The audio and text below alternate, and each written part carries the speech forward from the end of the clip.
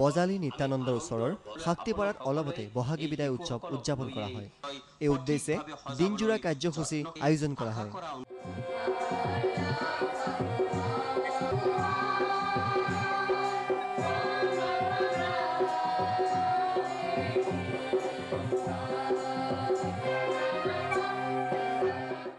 সন্ধিয়া স্থানীয় সমাজকৰ্মী আৰু অৱসৰপ্ৰাপ্ত শিক্ষক প্ৰফুল্ল কুমাৰ শৰ্মাৰ সভাপতিত্বত মুকলি সভা অনুষ্ঠিত হয়।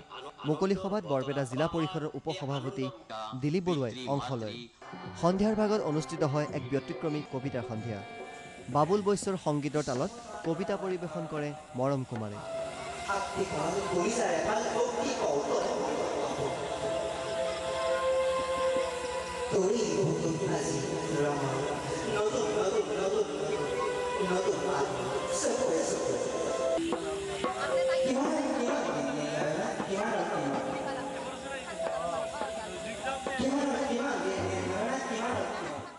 মৰম কুমাৰে কেইবাটাও আকৰ্ষণীয় কবিতা পৰিৱেশন কৰি উপস্থিত সকলক মুগ্ধ কৰে।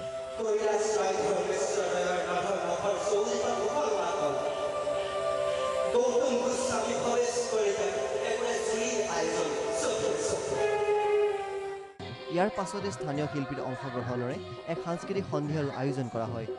সাংস্কৃতিক সন্ধিয়াত স্থানীয় প্ৰতিভাৱান শিল্পী ধৰ্মেশ্বৰ ৰয়কে ধৰি কেইবাগৰাকীও শিল্পীয়ে গীত পৰিৱেশন কৰে। নিশাৰ ভাগলৈ একেখন মঞ্চতে ভৱেশ কলিতা আৰু গৌতম গোস্বামীৰ পৰিচালনাৰে মঞ্চস্থ হয় জুই নামৰ এখন সামাজিক নাট।